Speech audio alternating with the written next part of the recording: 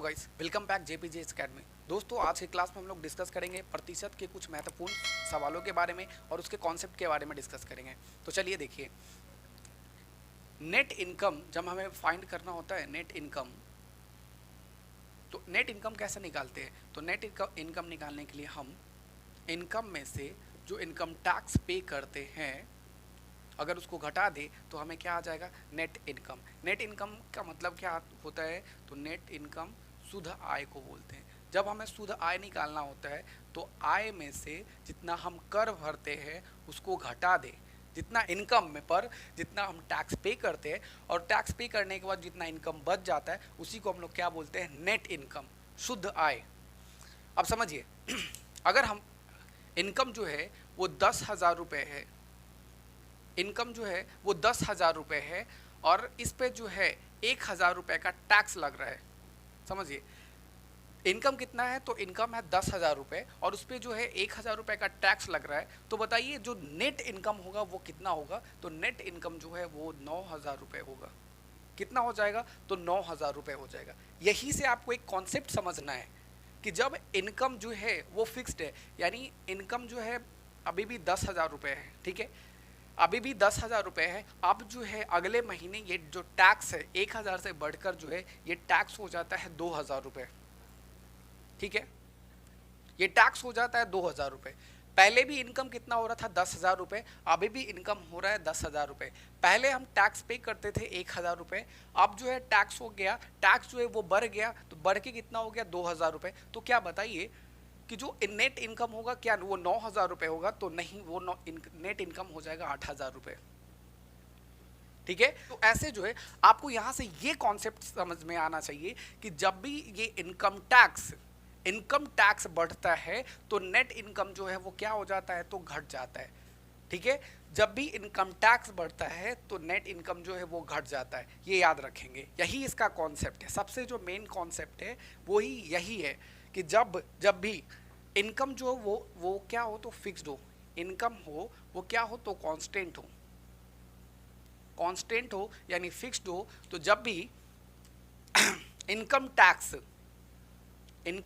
जो है अगर वो इंक्रीज हो जाता है, इनकम टैक्स अगर इंक्रीज हो जाता है तो नेट इनकम जो है, नेट इनकम वो घट जाता है। यानी अगर यहाँ से देखिए, यहाँ से इनकम टैक्स जो है वो 1,000 रुपये बढ़ा, यहाँ से इनकम टैक्स जो है 1,000 रुपये बढ़ा, तो यहाँ से नेट इनकम में कितना का कमी हुआ? तो 1,000 रुपये, 1,000 रुपये। यानी इनकम टैक्स जितना बढ़ रहा है, इनकम टैक्स जितना बढ़ रहा है उतना ही नेट इनकम घटेगा। ये एकदम आपको याद रखना है कि जब भी इनकम फिक्स्ड हो और इनकम टैक्स जितना बढ़ रहा है, इनकम टैक्स जितना बढ़ रहा है उतना ही नेट इनकम जो है वो घटेगा, ठीक है। और इससे जो है एक और सवाल बनते हैं, उन सवाल को देखिए। एक सवाल बनता है कि यहाँ से रेट ऑफ इनकम टैक्स निकालना होता है, रेट ऑफ इनकम टैक्स। तो रेट ऑफ इनकम टैक्स कैसे फाइंड करेंगे? इसी सवाल से जो है पहले कितना हो रहा था, पहले जो इनकम था वो 10,000 रुपये था, उस पर जो है 1,000 रुपये टैक्स लग रहा था। 10,000 पर जो है 1,000 रुपये टैक्स लग रहा था, ठीक है।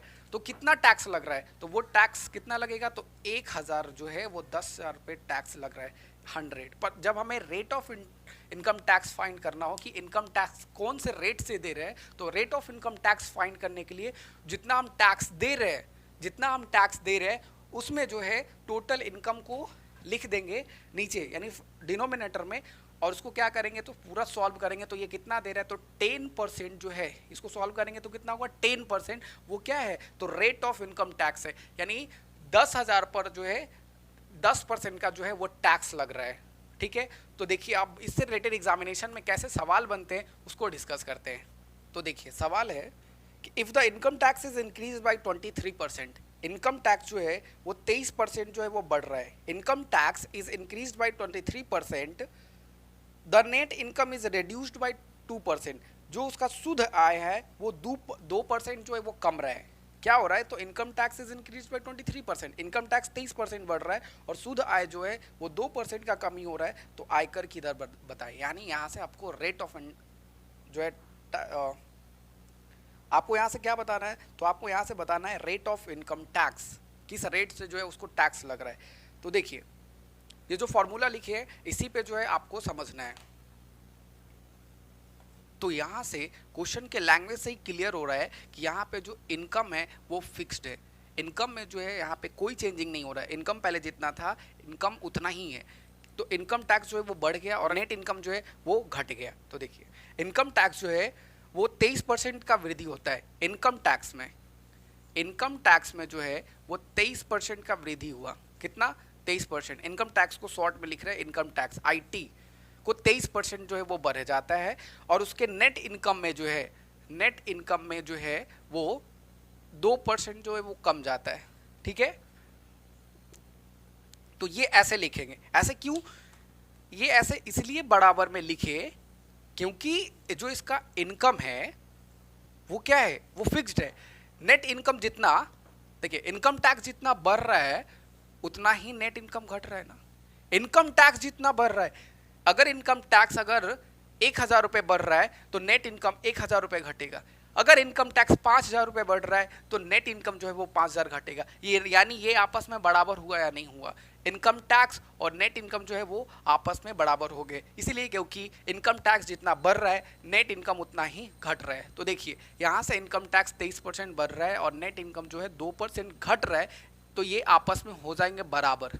ठीक है, और यहीं से जो है इसका हम रेशियो निकालेंगे तो इनकम टैक्स और नेट इनकम का जो रेशियो हो जाएगा वो क्या हो जाएगा?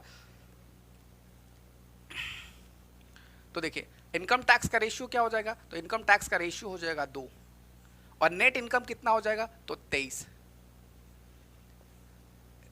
नेट इनकम कितना हो रहा है? 23। देखिए नेट इनकम जो है वो 23 है। कितना है? तो नेट इनकम उसका जो है 23 है, 23 है। ठीक है, और जो इनकम टैक्स है वो 2 है, इनकम टैक्स 2 है। तो आप ही बताइए कि जो उसका इनकम रहा होगा वो कितना रहा होगा? नेट इनकम उसका 23 है, इनकम टैक्स वो 2 पे कर रहा है, तो उसका जो इनकम रहा होगा 25 ना, 25 रुपए रहा होगा, तभी तो वो 2 रुपए टैक्स इस पे दे रहा है। तो उसका नेट इनकम जो है वो 23 रुपए हो रहा है। तो वो कितना टैक्स दे रहा है? यहाँ से rate of income tax find करना है। तो रेट ऑफ इनकम टैक्स कैसे फाइंड करेंगे? तो कितना टैक्स पे कर रहा है? 2। कितना टोटल इनकम पे? कितना? 25। यानी 2/25 का परसेंटेज वैल्यू क्या हो जाएगा? तो 8%। 8% जो है वो जो है अपने इनकम का 8% जो है वो टैक्स पे कर रहा है। यानी यहां से जो रेट ऑफ इनकम टैक्स हो जाएगा वो कितना हो जाएगा? तो 8% हो जाएगा। तो हम लोग चलते हैं अब नेक्स्ट क्वेश्चन पे। नेक्स्ट क्वेश्चन है, if the income tax is increased by 47%, income tax जो है उसके आयकर में जो है वो 47% का वृद्धि होता है। ठीक है, the net income is reduced by 3%, और उसके जो शुद्ध आय में जो है वो 3% जो है वो कमी होता है, तो उसका रेट ऑफ इनकम टैक्स क्या होगा? यानी यहाँ से हमसे क्या पूछ रहा है? Rate of income tax. Rate of income tax यहाँ से फाइंड करना है। और यहाँ से क्वेश्चन से ही क्लियर है कि जो उसका इनकम है वो फिक्स्ड है। इनकम फिक्स्ड है तभी तो क्या हो रहा है कि इन टैक्स बढ़ने के कारण जो है उसका नेट इनकम घट रहा है। देखिए उसका इनकम जो है फिक्स्ड है, इनकम जो है वो फिक्स्ड है, तभी तो क्या हुआ कि टैक्स बढ़ गया तो उसका नेट इनकम जो है वो घट गया।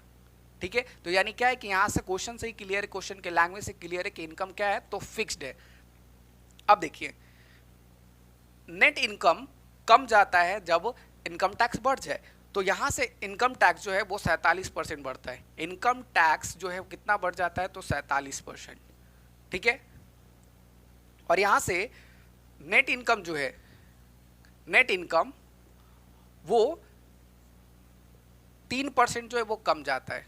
ठीक है, इनकम टैक्स 47% बढ़ जाता है और नेट इनकम जो है वो 3% घट जाता है। तो ये हो जाएंगे आपस में बराबर।